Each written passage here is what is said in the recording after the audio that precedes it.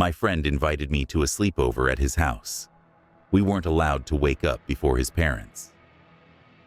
When I was 11, I was at the very bottom of my class until the teacher, Miss Henry, made me sit next to the new kid.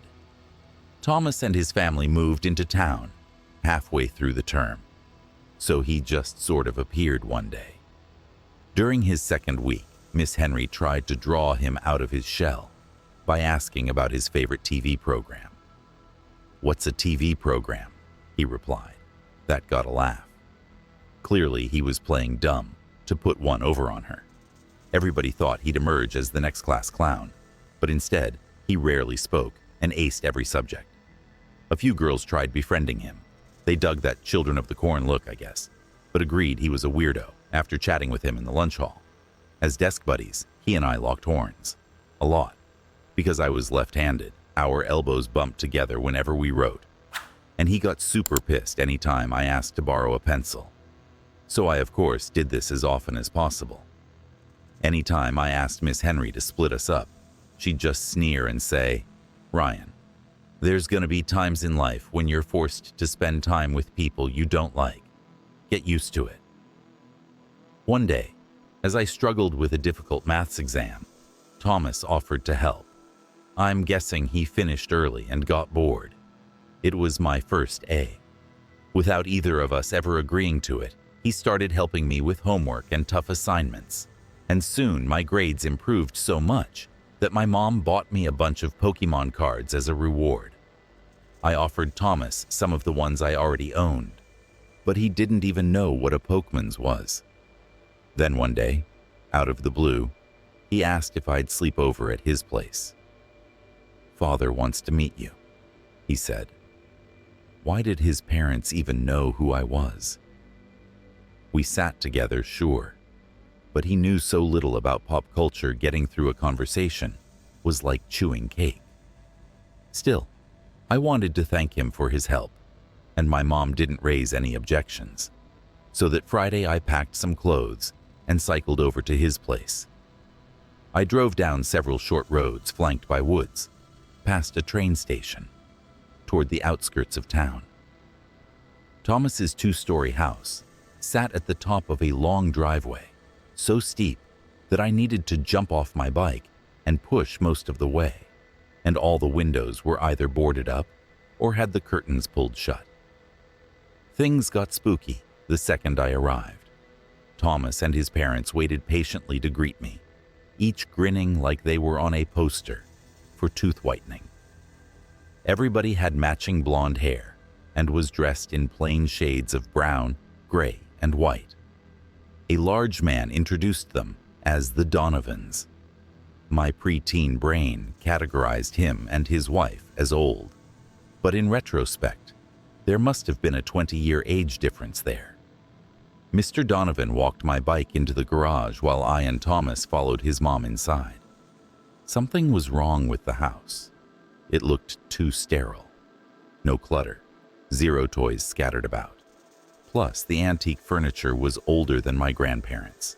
In every room, sheets had been draped over objects mounted along the paneled walls, and Mrs. Donovan made a point of telling me that touching the sheets is strictly forbidden. She led us into a sitting room decorated with crucifixes, and more crucifixes of varying sizes. We kneeled on a colorful rug, facing each other. The only sound was the ticking of a grandfather clock. At last, Mr. Donovan joined our group and led a prayer for the standard stuff: good health and blessed weather.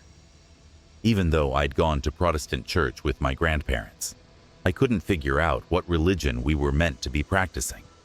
He obviously thought of himself as a spiritual leader and devoted a lot of time to the blind sinners who would suffer swift retribution on Judgment Day.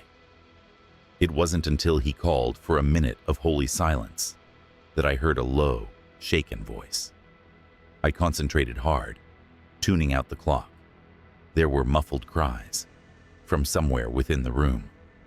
I peeked my left eye open. Nobody was watching, although the way the family didn't stop grinning made me shiver. I glanced around the room. We were alone. When I turned back towards the circle, Thomas's mom was staring straight at me, her smile practically splitting the seams of her face. Quickly, I shut my eyes, already anxious to go home. The silence seemed to last forever. Finally, the spiritual leader clapped his hands and said we should go out back and toss a ball around. On my way out of the room, I listened for more cries, but the sound had died off. I figured my imagination got the better of me. As Thomas and I tossed a leather ball back and forth in the long grass, his dad watched from a crude decking area, beaming. At school, Thomas threw with his right hand, whereas I favored my left. We kept trying to pass each other bad shots, competing to make the other miss a catch. It was all in good fun, though. Thomas acted even weirder than at school. Away from his parents, he at least seemed interested in subjects like TV. But now, he strictly spoke about Bible stories and recited his favorite verses. I sidestepped his questions about my spirituality as much as I could. My arm was aching by the time Mrs. Donovan called us for dinner. In the kitchen, we gathered around the table, and then she brought in a metal pan, presenting 5 boneless chicken breasts slathered in lumpy gravy and canned peaches. Before we ate, everybody linked arms for another prayer, and part of me wished the ritual would never end, because then we'd need to choke down the food. A heavy silence fell over the room. Then those cries started up again, closer than before. It sounded like a child, and their voice had a panicky quality. If it wasn't for the threat of another glare from Thomas's mom, I would have peeked. As the prayer dragged on, the crying became more hysterical, until finally something rattled against the wall behind me. Mr. Donovan's voice raised, thunderous now, and drowned out the sound. I'm not sure which scared me more, but either way, my arms broke out in goosebumps. The sermon ended 5 minutes later, and we sat there in silence until the head of the table said, "Amen." I checked the corners for sobbing children, finding only more sheets. What then? A CD player? My imagination? The uncooked chicken made me gag. I didn't want to cause trouble, so I picked around the moldy peaches and spread out the plate so it looked like I'd eaten more than I had. There was chocolate cake for dessert, but Thomas's mom went around slicing a piece onto each of our plates, which were still covered with chicken and gravy. By that point, my stomach was growling, so I scoffed down a top layer of cake that hadn't touched anything else. I wanted to leave. Faking a bellyache, I asked if they would call my mom and have her come pick me up. Thomas's dad raised an eyebrow. "No need, we have a special remedy." He told the rest of the family to pray for my health and led me out of the room. The front door was on my left, and I briefly considered making a run for it. But the second I did, Mr. Donovan's hand clamped around my shoulder, tight. His smile never wavered, but something about his eyes made me break out in goosebumps, like an implied threat. So, I let him guide me into a vintage bathroom. There was a covered cabinet above the sink, and the tub was already full. A thick layer of scud, plus a few dead flies, floated along the surface. Mr. Donovan poured something into the murky water, salt maybe, and ordered me to strip off my t-shirt so I could dip my midsection in. I told him I'd made a miraculous recovery. "Ah, the power of prayer," he said, grinning so wide I could count the back teeth. After that, he announced it was time for bed, despite the fact it wasn't even dark yet. Upstairs, at the very far end of the hall, a huge object spanning the width of both walls was covered by another sheet. We got ushered into Thomas's room, which was even more dull and lifeless than the rest of the house. A queen-sized bed, one small cupboard, and a single wooden chair tucked in the corner. We needed to share the bed, but only after another round of prayer. Then it was lights out before 9 o'clock, alone with my friend. I rolled over and asked what religion his family practiced anyway. He gave the vaguest answers possible, and when I pushed him, became hyper-defensive. So I said, "Hey, do you ever want to punch Miss Henry right in her stupid ugly face?" That made him laugh.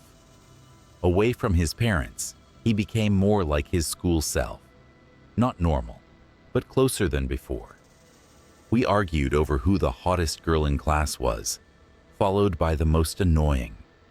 Without meaning to, I brought up one who always teased him, and it was like all the energy leaked out of my new friend. "I know everybody thinks I'm odd," he sighed. "They just need to get to know you like I did. They'll come around." "You think so?" "Absolutely."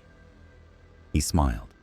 Then, after a little while, he said, "Hey, want to see something creepy? I'll show you if you think you're brave enough not to wet the bed." I rolled my eyes. He wanted to rattle me, like when we played ball. "Sure. We've got to wait until Mother and Father retire for the night." I kept asking what he had planned, but he wouldn't answer. He got a kick out of keeping me in the dark, I think. He waited until the house fell quiet, and then swung his legs out of bed. "This way." In the chilly, dark hall, enough moonlight shone through the windows beside the staircase to see by. As we tiptoed past several closed doors, that crying returned, growing louder as we approached the object beneath the black sheet. Not my imagination then. Facing me, Thomas whispered, "Don't worry if he looks at you. Just make sure you look away fast. You'll be fine so long as you look away fast." Before I could ask what that meant, he crouched down, grabbed the corner of the sheet and pulled it back, revealing an antique armoire. Suddenly, the crying became less muffled.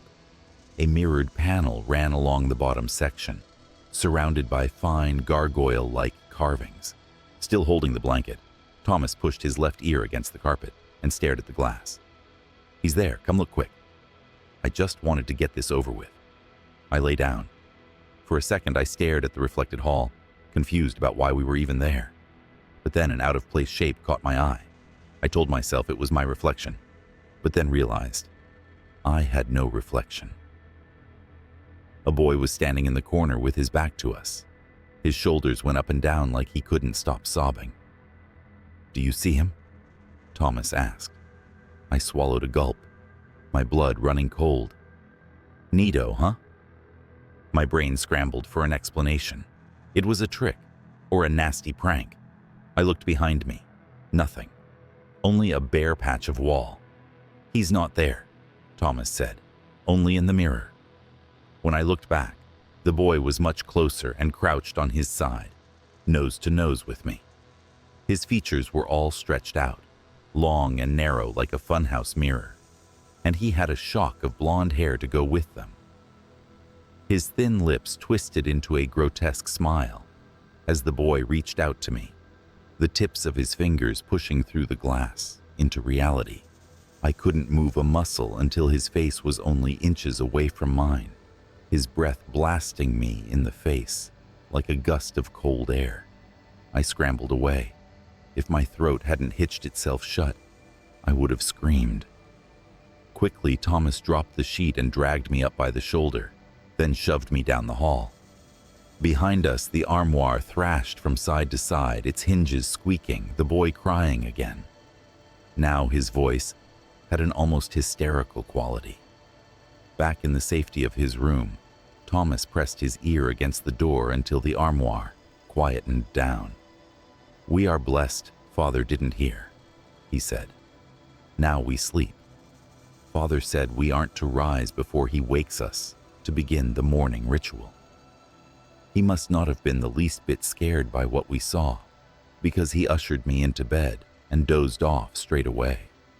But my body wouldn't quit trembling. What was that thing in the mirror? Were there more of them? Is that why they hung sheets everywhere? But why keep any mirrors at all? One thing was for sure. I couldn't spend the night in that house, but Thomas's dad would never let me go. I needed to get the hell out of there without being seen. after Thomas's breathing eased into a rhythm. I swung my legs onto the floor and tiptoed out of the room, toward the stairs, but as I approached the top, footsteps came clomping along. I ducked behind the nearest door. Through the narrow gap, I watched Mr. Donovan march past with a rectangular object tucked beneath his arm. There was a tinkling sound from beneath the sheet. He carried it over to Thomas's room, grunting the whole way, and disappeared through the door. My stomach lurched into my throat. I didn't want to find out what he had planned. I flew down the stairs carefully and quietly. I kept my hand against the wall for guidance. The front door was locked. My bike still was in the garage, I hoped. But how did I get there from the landing? Above my head, there were angry shouts of, "He's gone!" No time for plans. I sprinted around the ground floor, flying from room to room. Cries rang out in everyone, and now the objects beneath the sheets danced on the walls, bouncing around. The crying child sounded terrified now, like they were in pain. Past the kitchen, there was a cramped utility room with another door. The temperature plummeted as I bolted through it into the garage. The light switch was on the inside wall. I flicked it, and then a naked bulb blinked on. Junk was scattered everywhere. Car parts, stepladders, boxes of old newspapers, and more sheets were thrown over different mirrors, each flapping and twisting. There were more cries, except not just the boy, and for a second, I was afraid to move, but then a door slammed shut behind me, and I ran for it. My bike was propped up against the wall beside the exit, its handlebars stubbornly tangled with a Christmas tree. After a few tugs, it came loose, and it was like setting off a Rube Goldberg machine. A mop and bucket fell into a stepladder, which clattered to the floor and sent a bag of marbles sprawling across the floor, and so on. I grabbed the bike's handlebars. The exit was one of those old fold-up doors you needed to twist the handle to open. My hands were shaking so badly that I needed to set the bike aside and focus solely on this task. The door rotated up. Behind me, Thomas's dad burst into the room, and for the first time he had stopped smiling. He rushed after me but struggled to get through the minefield of junk. My bike's rear wheel became tangled with a sheet, and when I started running, it came away like a magician, ripping away a tablecloth. I heard the mirror fall to the floor and shatter. Laughter rang out, and when I glanced back over my shoulder, bone-thin arms were reaching out of the glass towards Mr. Donovan. As the garage light rapidly flicked on and off, Mr. Donovan screamed. I will never, as long as I live, forget the terror in that scream. Pure adrenaline got me out of there. Without slowing down, I sprinted to the top of the driveway, leaped onto the bike, and flew down the hill. Behind me, screams rang out from deeper in the house. I didn't stop to look back. Mom wasn't pleased about me cycling home so late, but I made up an excuse about Thomas's family getting sick and needing to leave in a hurry, so she let it slide. I knew she'd never believe my story. I tried faking an illness to get out of school because I was so anxious about seeing Thomas again, but she was having none of it. I spent all of Saturday and Sunday wondering about what I'd seen. On Monday, my desk buddy sat without breathing a single word. We never spoke again, and we didn't bump elbows once. To my great relief, Miss Henry announced Thomas's family had moved again the very next day. I never saw him after that, although for a while I had nightmares about his dad dragging me back inside their house, and they tend to flare up anytime I see a mirror-fronted armoire.